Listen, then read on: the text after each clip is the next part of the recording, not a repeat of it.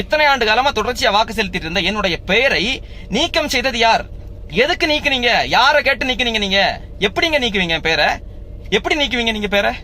செத்து போன எங்க அம்மாவுடைய பேர் இருக்கு. 2 ஆண்டுகளுக்கு முன்னாடி மரணம் அடைந்த எங்க அம்மாவுடைய பேர் வாக்காளர் பட்டியல் இருக்கு. ஆனால் என்னுடைய பேர் இல்ல, உயிரோட இருக்கக்கூடிய என்னுடைய பேர் இல்ல. டிஜிட்டல் இந்தியான்னு சொல்றீங்க, இதை கூட செய்ய மாட்டீங்களா நீங்க?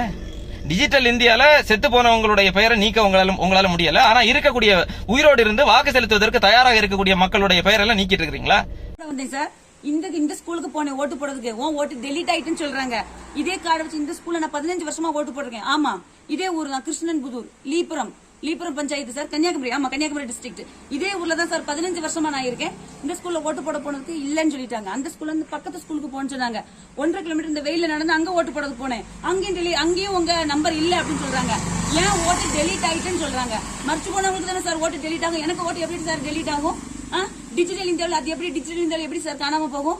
பொது ஜனநாயகம் 100% ஓட்டுன்னு சொல்றாங்க. எப்படி சார் 100% ஓட்டு போட முடியும்? என்ன மாதிரி நிறைய பேருக்கு ஓட்டு இல்ல சார். கேட்டா டெலிட் ஆயிட்டுன்னு சொல்றாங்க. எப்படி டெலிட் ஆகும்? நாங்க எங்க போய் ஓட்டு போடுவோம்? 5 வருஷத்துக்கு ஒரு வாட்டி தான் சார் ஓட்டு. எத்தனை தடவை அங்க அலைய முடியும் சார்? நீங்க சொல்லுங்க. நேத்தைக்கு வரைக்கும் எல்லாரும் மறக்காம வாக்கு செலுத்துங்கன்னு சொல்லிட்டு இருந்த தேர்தல் ஆணையம் இன்னைக்கு காலையில இருந்து என் வாக்குரிமையை பறித்து என்னை வாக்கு செலுத்த விடாம தடுத்துட்டு இருக்கு. வாக்கு செலுத்துறதுக்கு நான் ஒரு பெரிய போராட்டத்தை இப்போ வரைக்கும் நடத்திட்டு இருக்கிறேன்.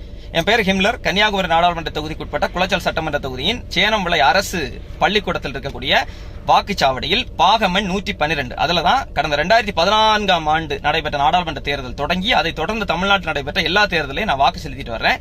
இதுதான் என்னுடைய வாக்காளர் அடையாள அட்டை. அப்ப வழக்கம் போல இந்த முறையும் காலையில வாக்கு செலுத்துறதுக்கு கிட்டத்தட்ட ஒரு 7-8 மணி அளவுல நான் வாக்குச்சாவடிக்கு போறேன். அங்க இருக்கக்கூடிய அதிகாரிகள்ட்ட என்னுடைய வாக்காளர் அடையாள அட்டையை நான் வந்து காட்டுறேன். அப்ப அவங்க வாக்காளர் பட்டியல பேரை பாக்குறாங்க. கொஞ்ச நேரம் தேடி பாக்குறாங்க, பேரை காணல.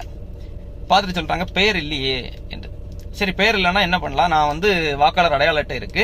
கடந்த தேர்தலையும் நான் வாக்கு செலுத்தி இருக்கிறேன். ஒவ்வொரு முறையும் நான் வாக்கு செலுத்திட்டு இருக்கிறேன். என்னை வாக்கு செலுத்த அனுமதிங்கன்னா இல்லைங்க, அது வாக்காளர் பட்டியல்ல பெயர் இருந்தா மட்டும்தான் வாக்கு செலுத்த முடியும் அப்படிங்கிறாங்க. அப்ப நான் என்னன்னா, எங்க அம்மா இறந்து 2 ஆண்டு காலம் ஆகுறது. 2 ஆண்டு காலம் ஆகி இறந்து 2 ஆண்டு காலம் ஆகி எங்க அம்மா பேர் இருக்கு வாக்காளர் பட்டியல்ல. அந்த பட்டியல பேரை நீக்கல. ஆனால் உயிரோட இருக்கிற என் பேரு இல்ல. அப்ப அதை பத்தி நான் அவங்க கிட்ட பேசுறேன். எனக்கு சரியான விளக்கம் தரணும்.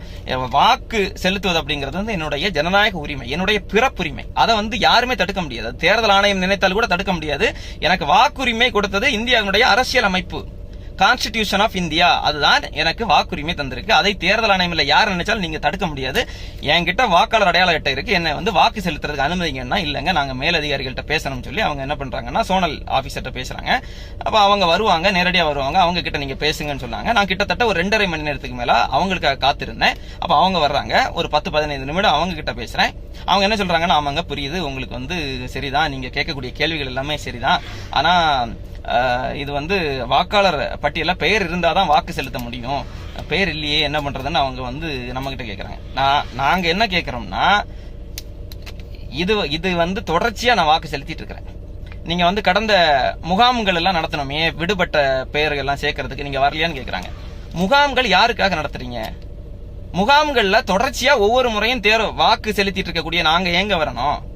என்னங்க இது? என்ன இது? நிறைய பேர் இந்த கருத்து தான் பேசுறாங்க. நீங்க கவனக்குறைவா இருந்துட்டீங்க, நீங்க விடுபட்ட பெயர் பட்டியல் வெளியிட்டப்ப ஏன் பார்க்கலன்னு. நான் ஒவ்வொரு தேர்தலிலும் தவறாம வாக்கு செலுத்திட்டு இருக்கிறேன். நான் என்னுடைய தொகுதியை மாத்தல. தொகுதியை மாற்றம் செய்யுங்கன்னு சொல்லிட்டு நான் அப்டேஷனுக்கு கேட்கல. என்னுடைய முகவரியை நான் மாற்றல. நான் செத்து போகல, உயிரோட இருக்கிறேன். இந்த 3ல ஏதாவது ஒண்ணு நடந்தாதான் நான் இந்த வாக்காளர் அடையாள அட்டையில திருத்தங்கள் நான் செய்யணும். இல்லன்னா நான் இது வரைக்கும் வாக்கே செலுத்தல. முதல் முறை நான் வாக்கு செலுத்தணும்னா நான் அதுல திருத்தங்கள் செய்யணும், அதை விண்ணப்பிக்கணும். நான் தொடர்ச்சியா வாக்கு செலுத்திட்டு இருக்கக்கூடிய நான் எதுக்கு அங்க போய் விண்ணப்பிக்கணும்? எதுக்கு அந்த பிழையை சரி பார்க்கணும்? இத்தனை ஆண்டு காலமா தொடர்ச்சியா வாக்கு செலுத்திட்டு இருந்த என்னுடைய பெயரை நீக்கம் செய்தது யார்?